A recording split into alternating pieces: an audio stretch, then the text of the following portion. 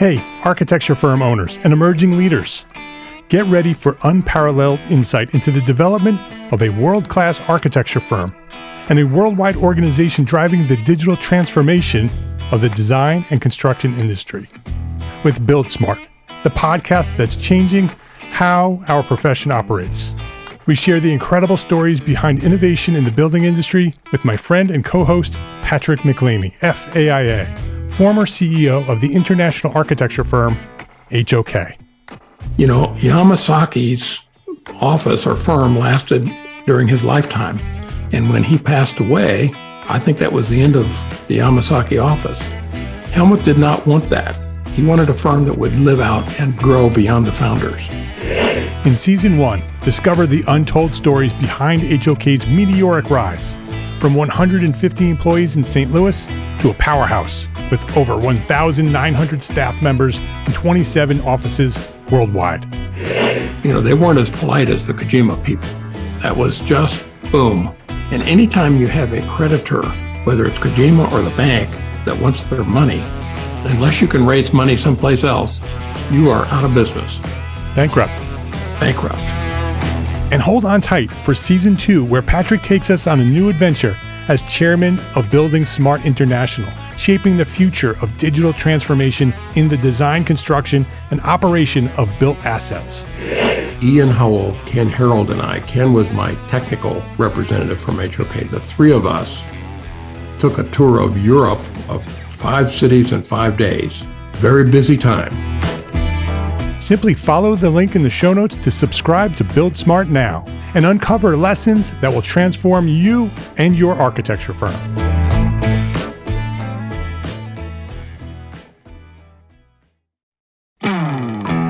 Hey, architecture firm owners and emerging leaders. Get ready for unparalleled insight into the development of a world-class architecture firm and a worldwide organization driving the digital transformation of the design and construction industry. With Build Smart, the podcast that's changing how our profession operates. We share the incredible stories behind innovation in the building industry with my friend and co-host, Patrick McLeamy, FAIA, former CEO of the international architecture firm, HOK. You know, Yamasaki's office or firm lasted during his lifetime. And when he passed away, I think that was the end of the Yamasaki office. Helmut did not want that. He wanted a firm that would live out and grow beyond the founders. In Season 1, discover the untold stories behind HOK's meteoric rise, from 150 employees in St. Louis to a powerhouse with over 1,900 staff members and 27 offices worldwide. You know, they weren't as polite as the Kojima people. That was just boom. And anytime you have a creditor, whether it's Kojima or the bank, that wants their money, unless you can raise money someplace else, you are out of business. Bankrupt. And hold on tight for Season 2, where Patrick takes us on a new adventure as chairman of Building Smart International, shaping the future of digital transformation in the design, construction, and operation of built assets. Ian Howell, Ken Harold, and I, Ken was my technical representative from HOK. The three of us took a tour of Europe of 5 cities in 5 days. Very busy time. Simply follow the link in the show notes to subscribe to Build Smart now and uncover lessons that will transform you and your architecture firm.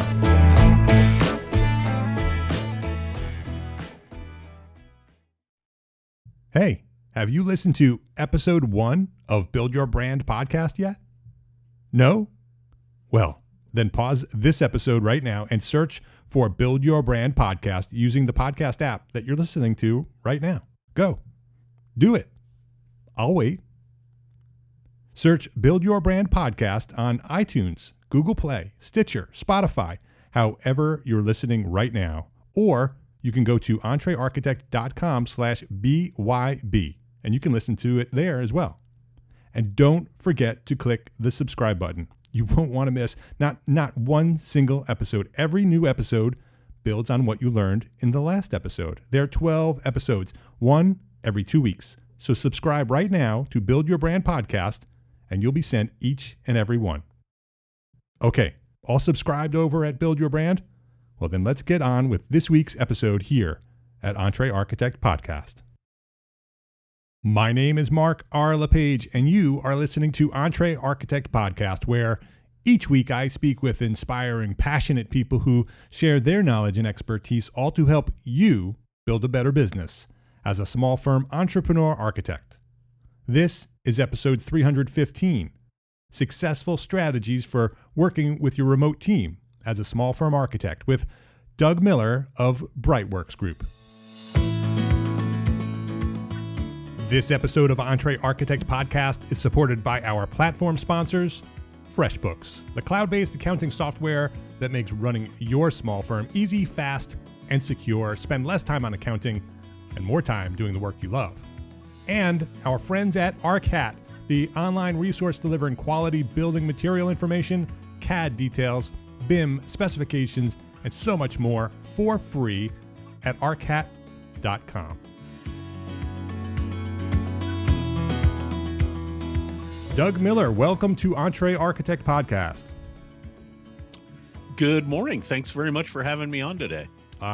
This is going to be fun because you and I just had a little pre-conversation before we hit record, and this is a conversation that I love to have, and I know that this is a conversation that so many of our community members here at EntreArchitect are thinking about right now. They've been thinking about it for a long time. We're small firm architects, sole practitioners. Many of us are having this conversation now. In the moment that we're living in this world, this conversation becomes so much more relevant. So let's have that conversation. But before we do, let me introduce you. Doug is a 30-year veteran of the information technology industry. He currently is the CEO, CTO of Brightworks Group, LLC in Indiana. Brightworks Group provides an IT platform that helps companies address the full scope of their information technology needs as a utility. But before we dive into that and our conversation today, I want to learn more about you, Doug. I want you to go back to where you discovered your passion for what you do today and give us the story of how you got to the place you are today. Sure, absolutely. Well, I, as a 30-year veteran, yeah, as you might guess, I pretty much grew up with this stuff. I had a father who was a technician in the Air Force, and he was very, very interested in the PC revolution as far back as the mid-'70s. So he and I literally built our first home computer as a Heathkit in about 1974 or 1975. Wow. And the first actual commercial computer I had was a Commodore PET 2001 series that we bought in 1976, serial number 97. I believe it has a lower serial number than the Commodore PET that is in the Smithsonian Institution. Wow. Do you still have it? Still have it. Oh, Haven't tried to boot it for a long time, yeah. But whopping 4K of memory and a tape drive. So I was exposed to this very early, but as many young men do, my father was convinced this is the direction I should go. So I immediately went to Ohio State and got a degree in natural resources. And because, what's your dad know when you're 18? Right. I'm living that right now. Okay. Yeah. Well, I did it with my son, and he now works for me. But so I got a degree, and then I went on and got a graduate degree in something other than this. And yet during the whole time, I found myself repeatedly drawn into working with information technology, until finally I was approached by a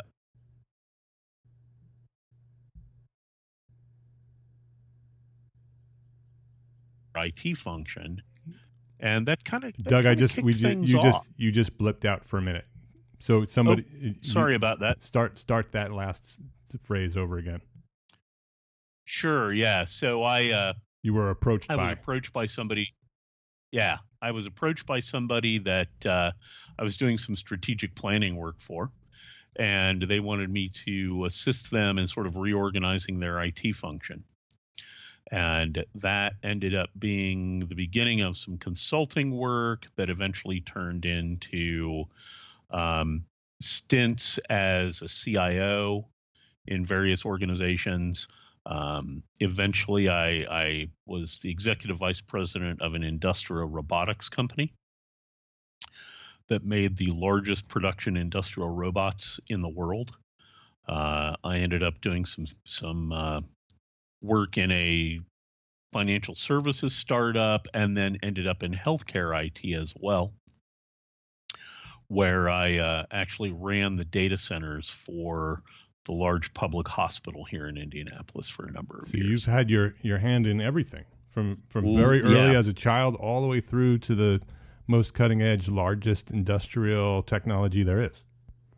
Very much so. Yeah. It's been an interesting career to go from a time when we literally built the stuff out of components, and if you wanted software, you wrote it, to where we're at today, where it's this, trillions of dollars industry with very sophisticated products and offerings, and it permeates everything. Right.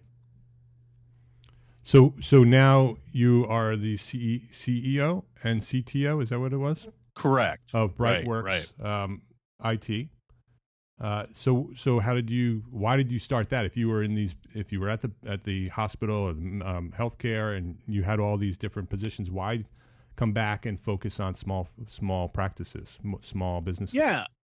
So I had been working for a couple consulting companies after I left the hospital. One where I ran their entire infrastructure practice, and I was really very dissatisfied with the quality of service that was being delivered by most IT service companies, particularly to smaller firms, particularly to smaller businesses. I felt there was way too much focus on the technology and way too little focus on the business and the people. So about 8 years ago, I said, the only way I'm ever really going to get to do the kinds of things that I want to do is if I start my own company, carefully sort of curate the kinds of companies that I'm working with, and basically retrain everybody that I hire, because too many of the people in my industry, again, they're very fascinated by the blinky lights, but they're not terribly interested in what all that means for businesses, for people who are using it. So we kicked off 8 years ago with what I thought was a very different model, and it's proven to be that. We've had great success in what we're doing with an approach that is extremely business focused, extremely people focused versus technology focused. Yeah, I could see that there's a huge demand for that. I mean, as a small business owner for a long time, I've come up through that technology as well, where, when I started in architecture, we were drafting. And then I was one of the first people using CAD, and then we, went through that whole process and that whole transition. And I have had experience with IT companies, with both my business and other people that I was working with. And you're right, it's always about the technology. That we're never very good with the human side of it. And I could imagine that the people who are attracted to technology and that world tend to be people who do that because they don't want to deal with people. And so absolutely. Has it been difficult to build a company around that philosophy and that culture, and having to retrain people to sort of shift their mindset from the technology first to the human first? Yeah, it's been, certainly there have been challenges, particularly on the staffing side, right? In that, a lot of people, particularly more experienced people, can be a challenge for us at first if we bring them on. So we have to kind of very carefully interview. Where we've really ended up is heavily investing in apprenticeships. We work actually with a local organization, Apprentice University, that is a college alternative, and we bring in apprentices for 5-6 months at a time. Young people who are college age, who frankly haven't developed the bad habits yet. Right. And that generation also is much more social from the get-go, naturally. Even though it's coming through technology, they are naturally more engaged with other people. Right. And use the technology to do it. So Yeah. it's not nearly as difficult a climb for them. Yeah, it's more intuitive. And yeah, it's much more intuitive. And so we've had a lot more success kind of going that way. Yeah, I mean, my longest standing employee is kind of a guy that's come through the traditional IT path, but he learned, right? I mean, he's been with us really the entire 8 years, and he was able to pick it up. He has a different approach. My director of managed services was IT director at the Indiana Department of Housing for 17 years. But he is naturally a very gregarious, outgoing, extroverted individual, despite his very high level of technical expertise. So we've been lucky to find the right people if we can't grow them. And I think we've kind of come to the point where people like that tend to seek us out, and people who are not like that have started to get the word that maybe that isn't the place I want to go work. Right. Yeah. Because they're going to ask us, they're going to ask me to do things that I don't really want to do. Yeah. They're self-selecting. Right. Yeah. Yeah. So that's fantastic. I think it's a much needed service that you're providing, and I'm sure that as you grow and you become more successful, I'm sure other IT companies who are focused on this smaller business segment are going to have to do that same thing. I think even large companies are starting to make that shift as well, because they see that the technology is just a tool now. It's not this special thing anymore, and that it's just part of the process of what we do in every business, including architecture. It's just the glass room priesthood of that evolved out of the mainframe era doesn't fly. You've got to develop the collaborative skills. You've got to develop the social interactional skills. One of the things we really love about the Apprentice University folks is these kids come and they work for us 4 days a week. And then on Fridays, they go to class. And the classes they're taking are classes like entrepreneurship. Yeah. And design thinking, right? Things like that, not engaged solely in engineering classes with other engineering people who are all sitting there trying to ignore everybody else in the classroom because they don't want to talk to people. Right. Yeah. And that's the sort of thing that I think are going to be the skills that people in this industry and others, right, are going to need, because we're more and more collaborating, not just within organizations, but across organizations. Yeah, it's very interesting to watch our society shift using this technology. And many people sort of had the fear that technology would pull people away from one another, because now we have these tools between us. But in fact, what you're seeing is that people are becoming much more connected than they ever been because of the technology. And so those relationships and the societal social network is sort of increasing and becoming tighter and tighter as the technology grows. Absolutely. To the extent that you almost have some of the living in a small town dynamic applying across everything, right?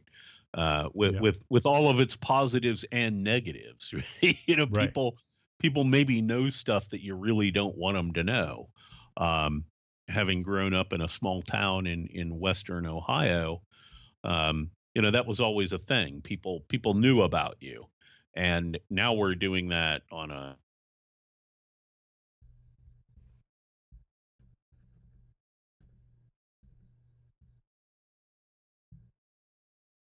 I fell apart, didn't I? Yeah, it dropped again. So now we're doing that on is where you left off. Yeah, so now we're doing that on a national or global scale. Yeah, so it's amazing to watch this, and it's very interesting to talk about how you've developed your company, because you're right at that cutting edge. You're right there as the society is shifting. You have already built a company that works for that. And we are currently, and I typically don't date one of these podcasts, but this podcast is being recorded during the week of the big corona virus crisis that's happening throughout the world. And we're at the moment, and we were talking about this a little bit before we hit record. This is fascinating to me. We will look back at this week as a societal shift, global societal shift, from the way we used to do business to the way we do business now, because of the fact that so many businesses are going remote. So many universities are going remote. My son goes to Syracuse University, and many, if not most, universities are following that same model where they're sending kids home for spring break and said, don't come back. We're going to do this remotely.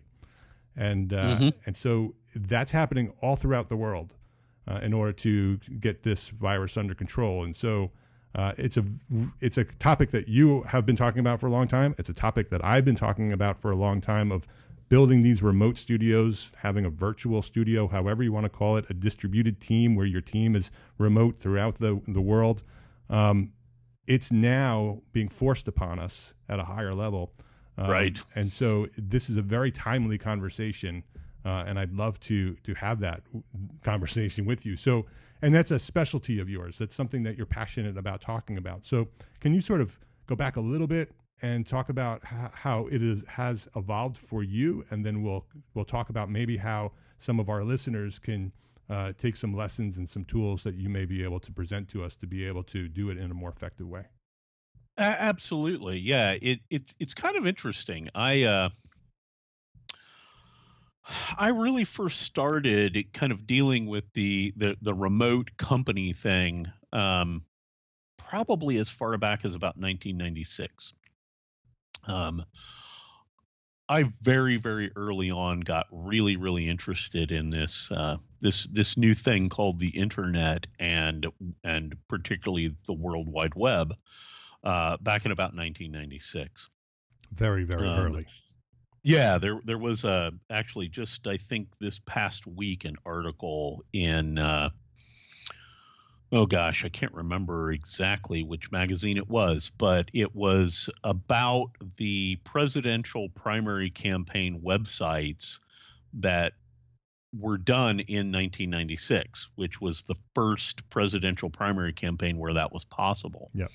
And because of some family connections that I have, I was actually responsible for doing the coding work on one of those websites.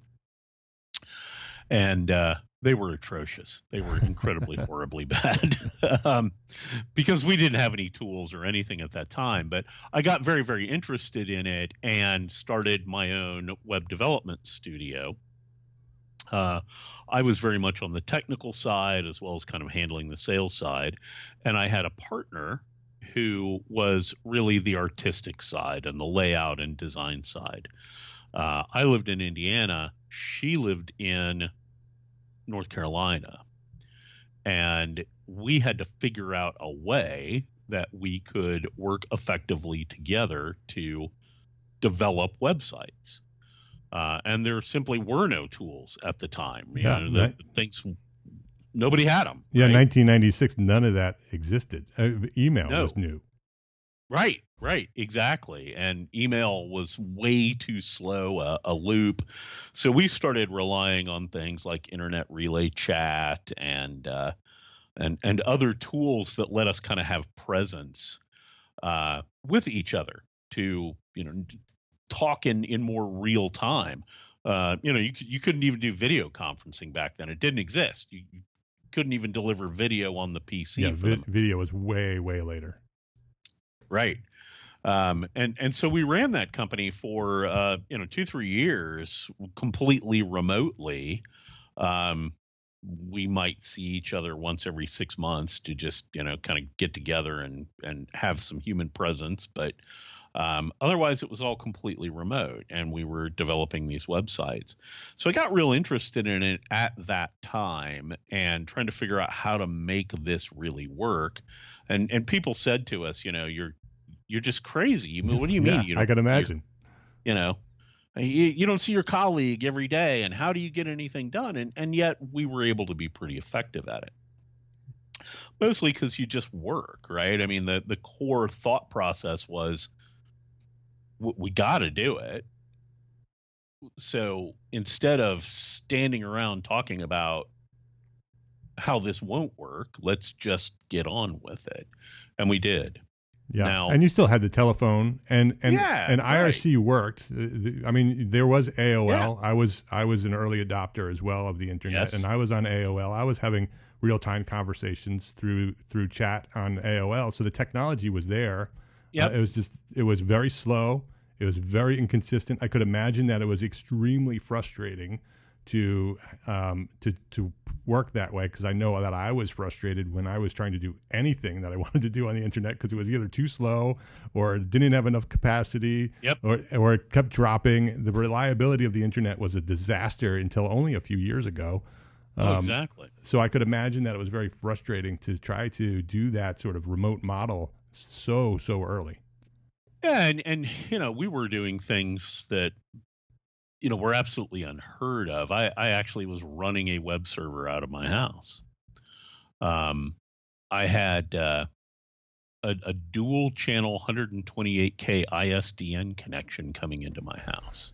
That was high technology. Oh yeah, that was cutting edge, Yeah. man, and it was expensive, right? I mean, I was paying way more for that than you'd pay for a very high end residential connection today.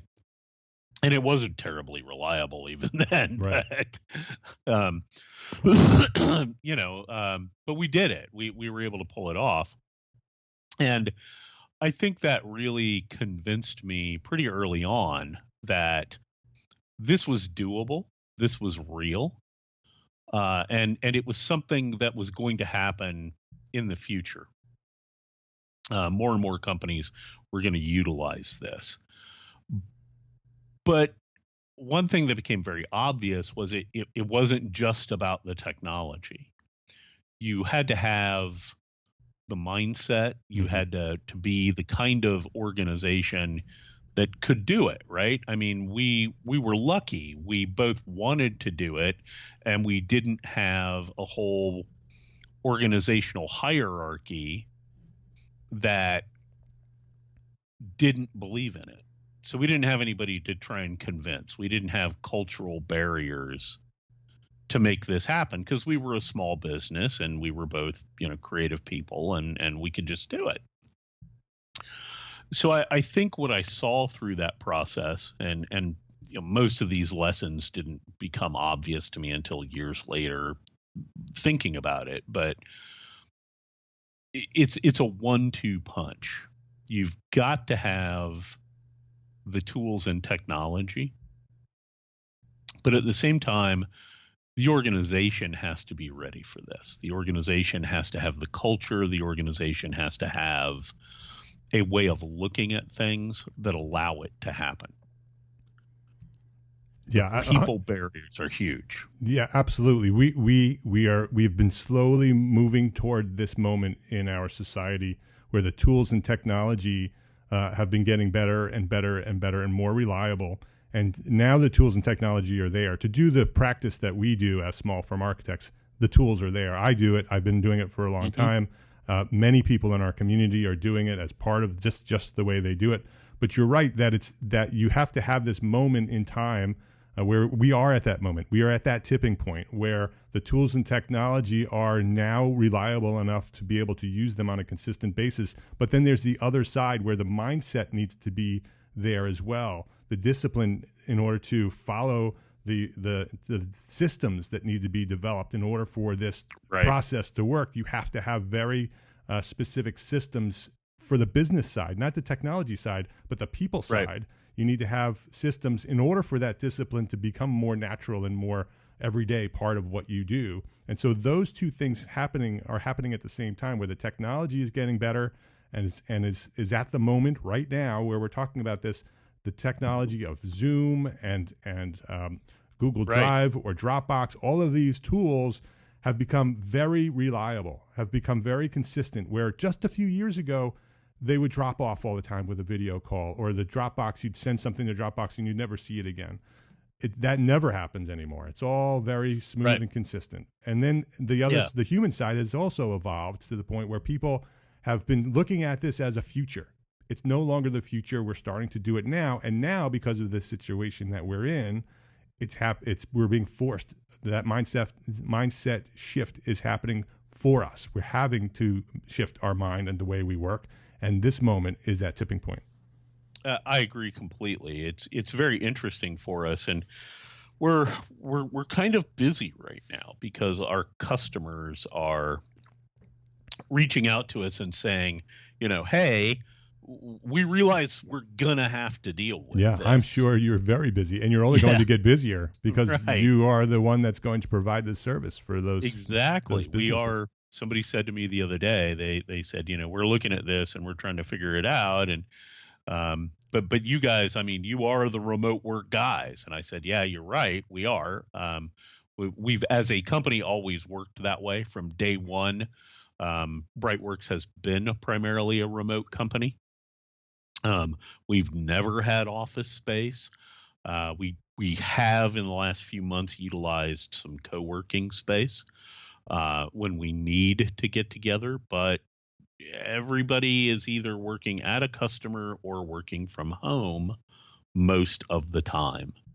And we've had to institute a number of things. There's behaviors that you have to have that I think a lot of people are about to learn. Some of them are about to learn them the hard way. We will return to our conversation after this quick break to say thank you to our platform sponsors, FreshBooks and ARCAT. 192 hours. In case you're wondering, 192 hours works out to 2 business days per month. Why the math? Well, if you're an architect and you're using FreshBooks cloud accounting software, that's the amount of admin time you can save every year. How? FreshBooks is so fast and easy to use that it changes the way you deal with your paperwork. FreshBooks is the simplest way to be more productive, more organized, and most importantly, will get you paid faster. You can create and send really professional-looking invoices in under 30 seconds. When you email a client an invoice, FreshBooks can show you whether they've seen it, which puts an end to those guessing games. If waiting for a client check in the mail is slowing down your cash flow, with literally 2 clicks, you can set yourself up to receive payments online. Oh, and your clients will love paying by credit card straight from their invoice. FreshBooks helps you avoid having that awkward talk with your clients about past due payments. FreshBooks automatically sends late payment email reminders, so you can spend less time chasing payments and more time working your magic on the drafting board or on the computer. If you have any questions whatsoever, FreshBooks' award-winning customer service is amazingly helpful, super friendly, and zero attitude. Plus, a real live person usually answers the phone in 3 rings or less. To claim your month-long unrestricted free trial, go to EntreArchitect.com/FreshBooks and enter EntreArchitect in the How Did You Hear About Us section. That's EntreArchitect.com/FreshBooks. Have you been to arcat.com recently? It's the #1 most used website for finding building product information. Their powerful search tool allows you to choose what kind of information you want, like CAD, BIM, specifications, and only get results with that data. ARCAT is also constantly fine-tuning their search engine to make sure that you keep getting the information that you asked for. And of course, it's free. It requires no registration, no login, no credit card. If you need product building information and you haven't used ARCAT recently, or maybe you've never tried ARCAT, head over there right now to arcat.com and try it out. You'll be glad you did. That's arcat.com, ARCAT.com. arcat.com. Build better content today. FreshBooks and ARCAT. Please visit our platform sponsors today and thank them for supporting you, the EntreArchitect community.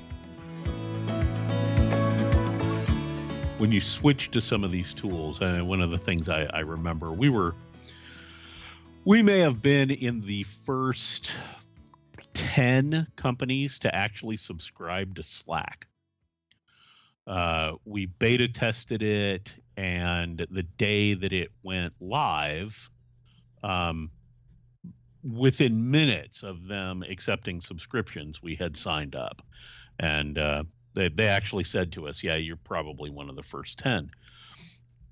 But initially, it was difficult for me to get a lot of the team to use Slack because they were used to email.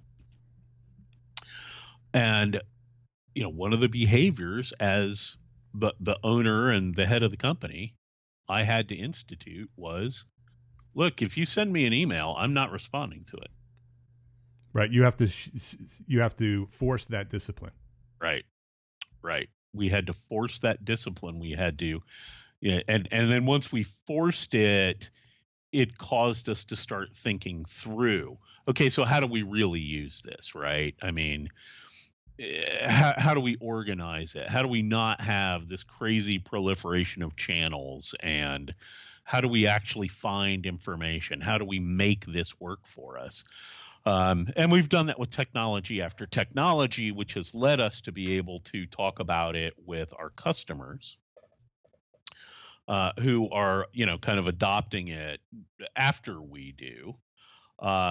But you do see some really interesting, challenging kinds of things. I mean, one thing that we have very frequently been asked about is companies, small design studios, for example, or engineering firms. Our primary work is with architecture, engineering, design, construction management, and many of these firms, small firms, are owned by a principal or principals, some of whom are of my generation or a little bit older, and they didn't grow up with this stuff the way I did. And so when you suddenly roll systems out that have the capacity for direct messaging between employees, well, a lot of times owners kind of want to see what's everybody talking about. Yeah, they feel like they're losing control. Right. They're losing control. And who do they turn to, right? They turn to us. Well, I want to see that stuff. Well, sometimes we can do that. Sometimes we can't do that, depending on the tool. But the question I always have to ask these folks is, look, is this a technology problem or is this a management problem? Right. A cultural problem. Right. Is this a cultural issue? Do we really want to address this by giving you the power to see every employee's instant message, or do you want to address the thing that's causing the problem that you think people are talking about? Right. And that's the human side of what you do. Right. Right there is a perfect example of that it's not about the technology, it's about the people. Exactly. We probably could come up with a way for you to see this, but number one, I don't know that you really want to, right? Right. And I think that's one of the things that we're going to find here in the coming week as people start having to work more remotely. Their teams start going home and they're trying to, utilize all these different channels. They're not sitting in the office, and you're going to get those kind of conversations going on directly between employees that, they're no longer sitting in an open plan office where you can overhear all of it. Yeah. Yeah. And that's a cultural shift. That's something that if you have a strong culture where your staff is reliable and loyal, and you've built that culture into the way that your people work, and there's trust in, as part of that culture, then that's not a problem. That right. becomes a problem when that culture has not been cultivated, where there's distrust and there's the idea of talking behind somebody's back, gossip is accepted, and now you have a tool that can take that 10x. If you have a culture, and that's not a technology problem, that's a cultural problem. That's a lack of managing that and cultivating the culture of success in your firm. Right. And that's the big challenge that we find for, I can imagine. small and mid-sized firms 'Cause- is they're just not used to that. And that's not something you can fix with No. technology. You can't just say, "Oh, I have a solution for that." No, I can't. I You can't know? go. Well, you just bought the wrong tool. Yeah, right. That isn't the problem, right? You have to start from the beginning and go back to your Exactly. culture and start rebuilding the way your firm works. Right. Exactly. And that can also apply with customer relationships, Mm-hmm. vendor relationships. Um, yeah, it's great, right? We have tools now that we can share stuff with customers or share stuff with vendors, but what kind of relationship do we have with them that and how is the technology going to impact that, right? I mean, everybody loves to be face to face with their customer, and great, you should be a lot of times. But now we have the capability to not do that. So what did you do to cultivate and build a relationship, not just between maybe you as the principal and or your business development person, but suddenly you have all these, designers or engineers or architects, or financial services people. We deal a lot with that, who are going to be interacting remotely with a customer that maybe never have had to do that before. Yeah. So we have to start, figuring out, training people. How do you communicate remotely? Yeah. Because it's a different skill. It's so interesting to have this conversation, Doug, because when I invited you on the show, I thought this would be all about tools and technology. And it all comes back down to I talk about this all the time on the show. It comes down to systems. It comes down to people systems, because Exactly. the tools and technology are easy. You Slack, Right. Set up Slack, set up Dropbox, set up Zoom, set up Revit, remote package, and you're done. You have a remote studio. You could start today. Exactly. But now, how do you implement those tools and that technology to be successful? That's the piece. That's the difficult piece, and that's a people piece. That is not a technical right. piece. That's the tough hill to climb. That requires introspection. It requires planning. You can't just throw this stuff at it, right? And we get that request all the time. We get we want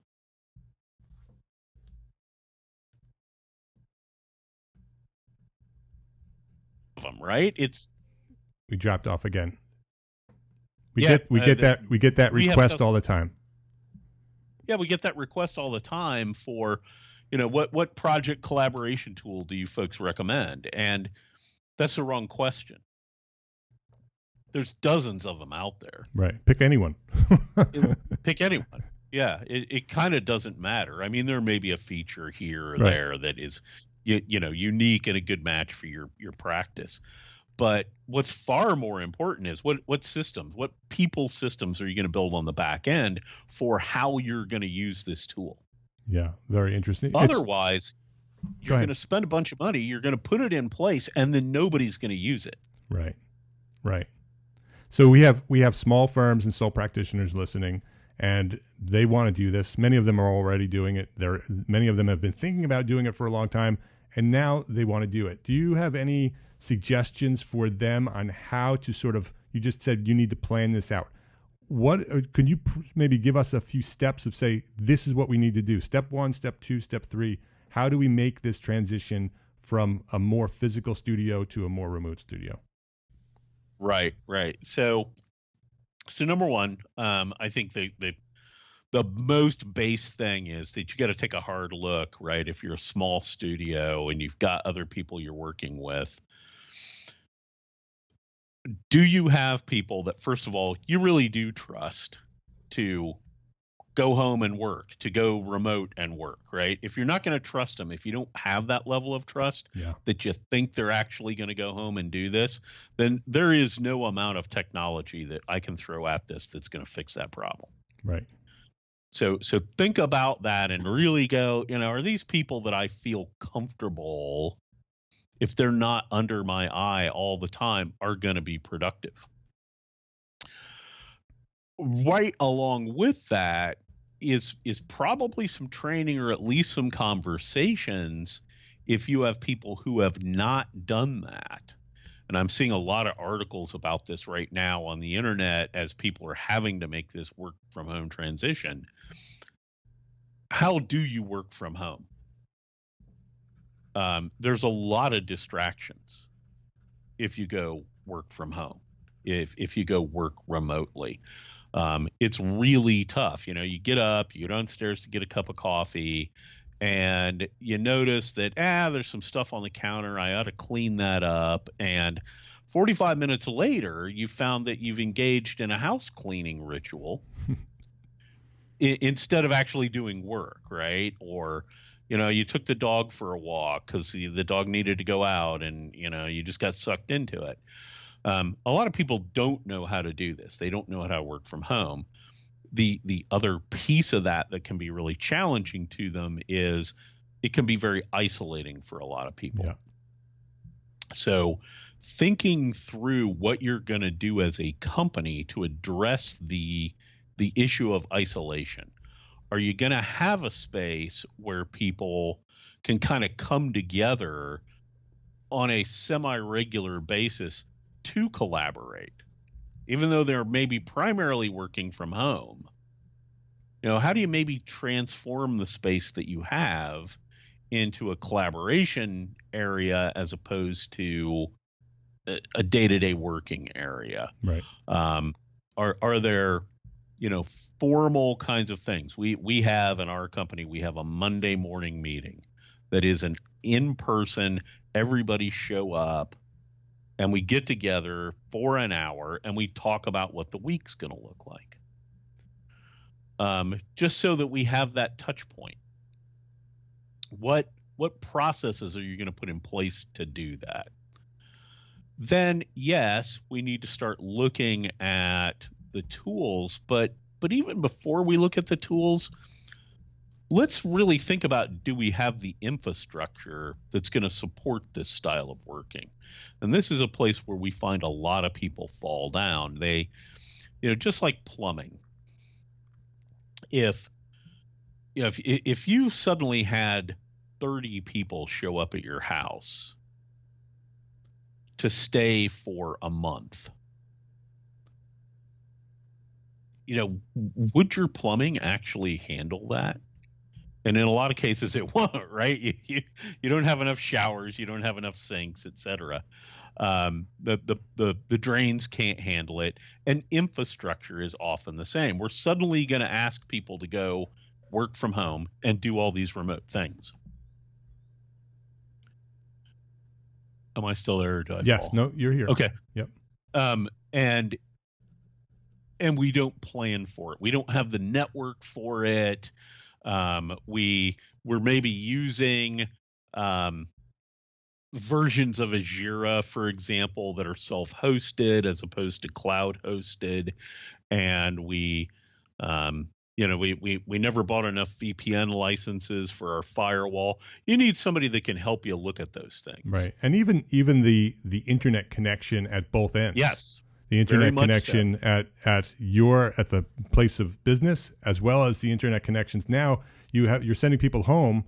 They're going to use their internet connection. So if their internet connection is an old dial-up, it's not going to work very well, right? So, and nobody really has it anymore. Or we've run into situations where people have been sent home, and it turns out that the only internet connection they have, because they live out in the country, they live in a rural spot, they're doing satellite internet. Yeah. Yep. Well, that's just not going to work. It's just not reliable enough. The bandwidth isn't there. In fact, one of the things that sort of prompted me to really think about a lot of this week is, we kind of have a unique situation happening here as people are being forced to do this. While there are companies that have thought about this remote work from home, even on a temporary basis, from a business continuity perspective, they only thought about it from the perspective of their company needing to do it. Right. They didn't think about it from the perspective of every company around them needing to do it. So, I know we're going to start getting calls from our customers here in the next 48 to 72 hours where not only did, one member of the family come home to work, but the spouse is home to work. Right. Right now you got three people, and the oldest Right. child is also working from home. Yeah, And so the now kid is home for e-learning, Yeah. and now, all of a sudden Very that interesting. 30 by 10 internet connection that was good enough for occasional work from home is saturated. That's going to happen all around the world because that's going to Right. happen. And not only that, but it's a cable modem connection, so it's actually shared infrastructure in the neighborhood. So not only are you doing this, but all your neighbors are doing it. Oh no. Right. As this goes live next week, this is probably going to people are going to be experiencing this. Exactly. I mean, it's going to hit. If your internet is crashing, that's why. Right. That's right. Everybody is home, and they're not casually using it. They're determinedly using Right. it. Everybody's on video. And right.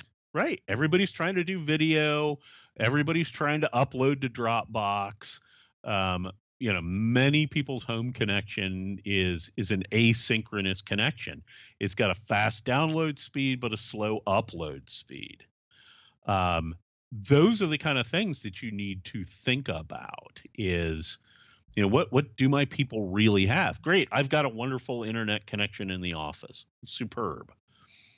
But the people that I've sent home or that are working remote, do they have that same capability? And now comes a policy kind of thing. If I'm asking them to work from home, well, who's paying for that connection? Right. Exactly. Right. Right? So if we have to increase or improve our infrastructure at the home end, who pays for that increase in infrastructure? Exactly. Now here's another complexity. So they're home, they're trying to work, and it's not working very well. And they've got some kind of internet service provider or an IT person in their company or whatever that's supposed to be supporting them. Most of those companies will not go to people's houses. Right. So how do you deal with that? Yeah, well, that may be, like you said, that may have to be a policy shift because of the way we're now doing business differently. That's going to have to be looked at and say, well, do we go to everyone's home and make sure that they have the adequate infrastructure to make this work? Absolutely. It is something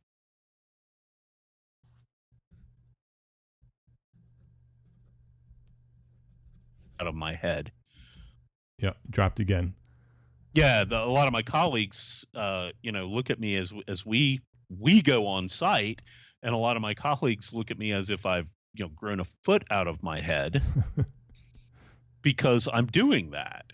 But they're going to be doing it too because it's going to have to happen. They're going to be doing it, right? They're going to have to. They don't see that they're going to do it, but they will. Who intercedes with, suddenly, whereas in the past you might have one company that's got a single internet service provider to the office.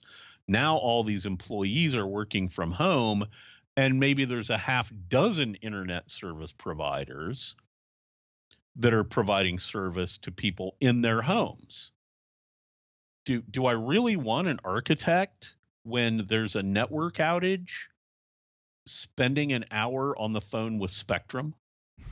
Right.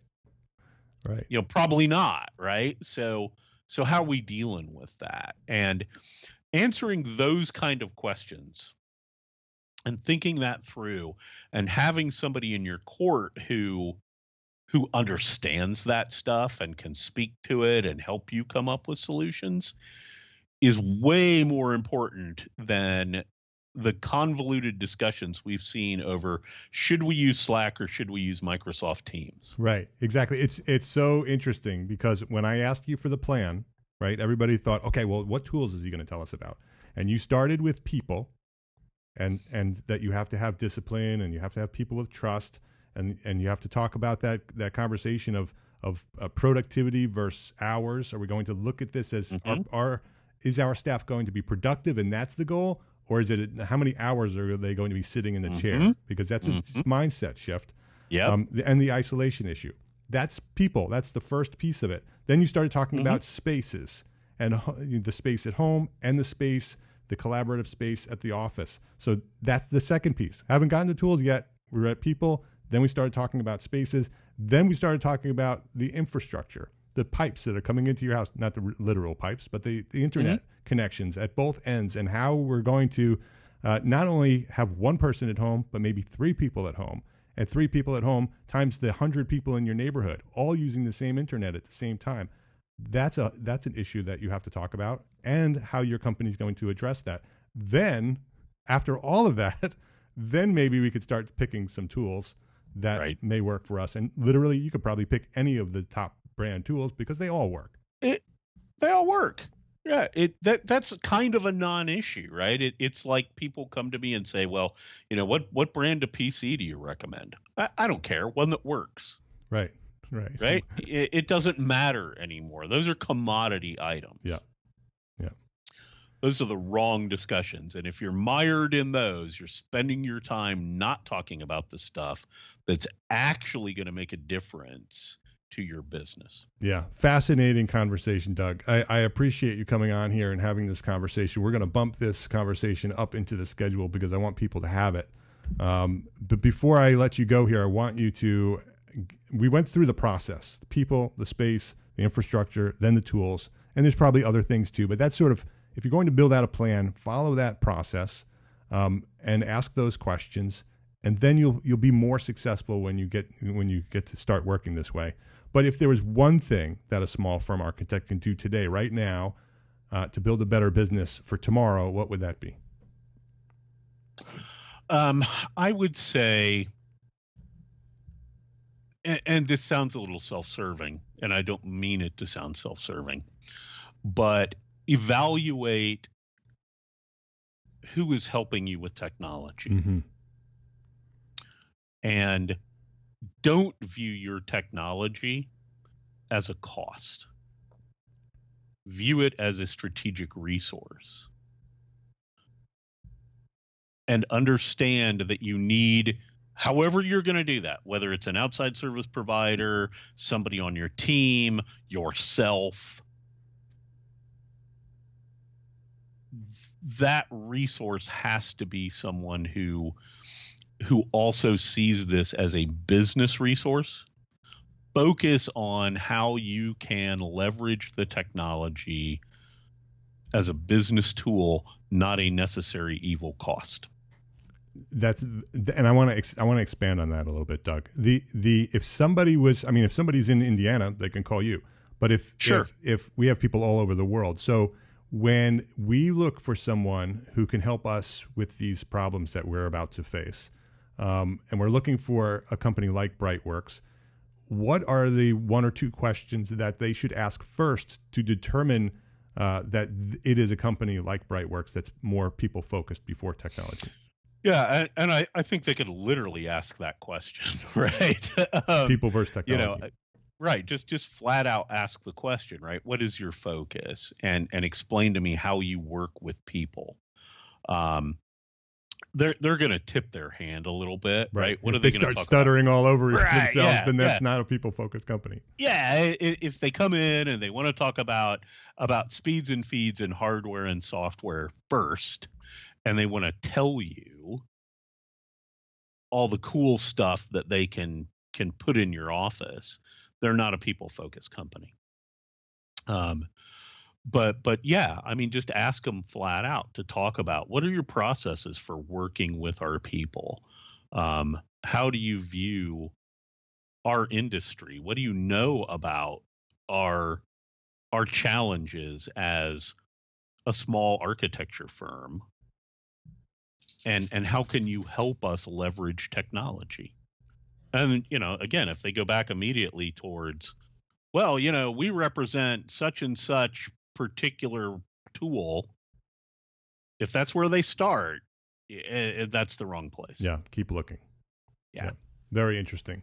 A very, very interesting conversation because it didn't go in the direction that I thought it would, but it is absolutely the right conversation at the right time. So, Doug, thank you very, very much for joining me here. Doug Miller is his name. You can learn all about Doug and his company, Brightworks, at brightworksgroup.net. brightworksgroup.net. We'll have all that information on the show notes. Doug, thank you very much for sharing your knowledge here in such a critical time. This has been very valuable. And thanks for joining me here today at EntreArchitect podcast.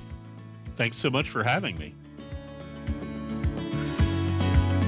Okay, this has been a crazy week as we wrap up this first week of social distancing, as they're calling it. I want you to know that we're here for you. Over the years, EntreArchitect has grown to become a family where we watch out for one another and we support one another and we share with one another. Working remotely from home may be new to some of you. For others, it's just another day at the office. Like me, this is how I've been working for years. If for any reason you need help making this transition, either as an employee or as a leader of a small firm, please let us know. Please let us know. If you need help, we're here. Know that we're here for you. Doug is available. I'm available.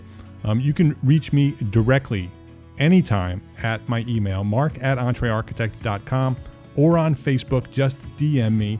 If you're a member and have access to the member forum on Slack, I'm available to you there as well. You can just direct message me there. This is what I want you to know.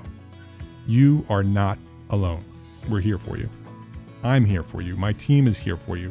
The thousands of other members of this wonderful community, we are all here for you. Just reach out if you need us. I also want to mention two things that you may want to consider as things slow down in the next couple weeks. This is a great time to invest in yourself and invest in your firm. This crisis is going to end soon, and your clients are going to want to ramp back up fast. I have two suggestions for you. First, our friends over at F9 Productions and Inside the Firm podcast, Lance and Al, they have reduced the price of their Revit course, Revit Rocket Ship, by 50%. You've been wanting to make this transition to BIM for a while now. I know many of you have been thinking about this. Now is a perfect time to do that while things slow down. To learn more about their offer, you can go to revitrocketship.com, and learn all about Revit Rocket Ship and their program. Second, each year, Steve Wintner, the co-author of Financial Management for Design Professionals and the editor of the Financial Management chapters of the AIA Handbook of Professional Practice, Steve and I team up every year to teach financial management to the members of the EntreArchitect community. The first session of this year's program, the EntreArchitect P2P Profit Workshop, is scheduled to start this Tuesday, March 24th. And so we're going to extend enrollment through the weekend into Monday, the day before it starts. Enrollment will close on Monday, March 23rd, 2020 at 12 noon. 12 noon Eastern Time. We're going to close enrollment on Monday, March 23rd at 12 noon Eastern Time. So don't let this opportunity go to waste. Leverage this time that you have to invest in yourself and invest in your firm, invest in your future.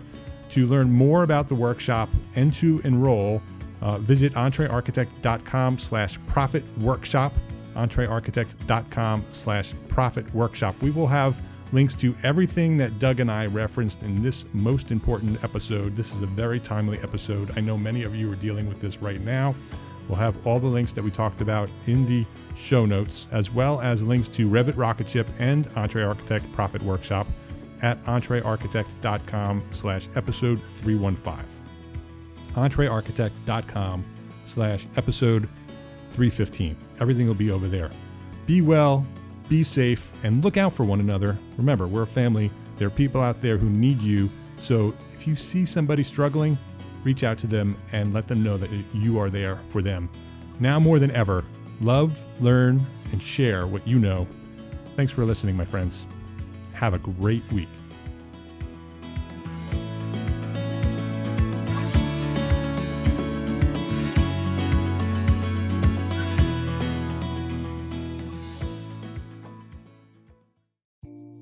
Imagine earning continuing education credits while doing exactly what you're doing right now. Well, you can. Gable Media has revolutionized the way you earn your continuing education credits with a groundbreaking approach. Forget running around town and scouring the internet for credit-worthy courses. Fulfill your CE requirements effortlessly by listening to engaging podcasts just like the one you're listening to now. Our podcasts are designed to educate, entertain, and inspire, all in a user-friendly environment. But wait, there's more. Architects, Gable Media is also approved as an AIA continuing education services provider. Upon completion, we handle everything, from reporting your hours directly to the AIA to storing your certificates in your personal Gable Media profile for your self-reporting needs. So follow the link in the show notes and start earning your credits in the most innovative and entertaining way possible with Gable Media. Attention architects and creative minds, get ready to supercharge your brand with Build Your Brand, the podcast that's unlocking the secrets of branding success for creatives. Hey there, it's Mark Arlepage, founder of EntreArchitect, and I'm inviting you to join my friend, architect marketing expert Jeff Eccles at Build Your Brand podcast, where he explores the captivating stories of the world's top brands and transforms their lessons into powerful moves for small firm architects and creatives like you. In Season 1, Jeff shares the thrilling tale of Southwest Airlines, where he dissects their journey to the summit and distills it into strategies tailor-made for you. It's important to keep in mind that companies like Southwest compete in the real world, just like you, and face real-world challenges, just like you. You might be surprised at how similar those challenges are to the struggles that you grapple with on a day-to-day basis. Don't miss out on your blueprint for success. Subscribe, tune in, and let's build your brand together. You may have noticed that the very best brands in the world are also known for having somewhat unique corporate cultures. That's often the glue that holds everything together when they encounter those rough spots. We don't do it because it inconveniences the passengers to whom we are primarily dedicated, the short haul, frequent flyer. Follow the link in the show notes to subscribe to Build Your Brand today. Remember, no matter the size, the journey's the same. Your brand's journey to the top starts here.